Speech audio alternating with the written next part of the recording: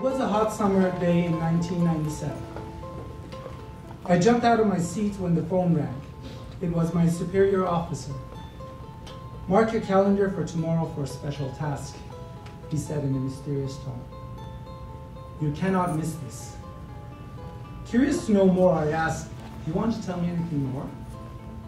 He replied, "All I can tell you at this time is that this is a special situation." I was serving my mandatory military service as a medical doctor in the police force in a small town in southern Iran. At the time, all men had a mandatory obligation to serve their country for 2 years at age 18 or after graduation from university.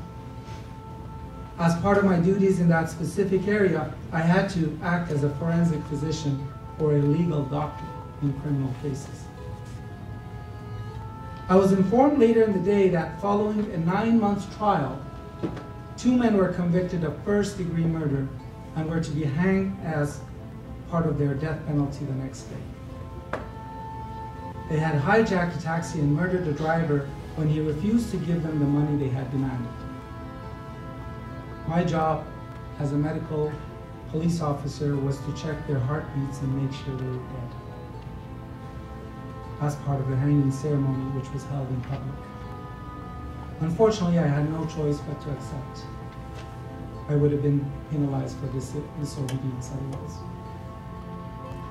The death penalty is a routine practice in many countries, including Iran, for first-degree murderers and serial killers.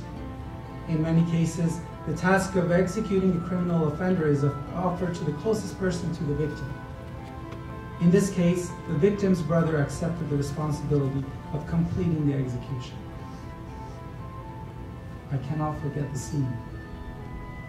He kicked the chairs on which the offenders were standing with the rope around their necks, one at a time.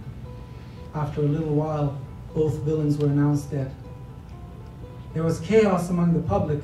The relatives of the murderers were screaming in agony, while the friends and family of the victim were cheering and shouting words of justice. Why do some people commit crimes regardless of the consequences? Why do others never commit a crime, no matter how desperate their circumstances may be? Why is the crime rate increasing throughout the world? What are the root causes of crime? How can it be reduced or prevented?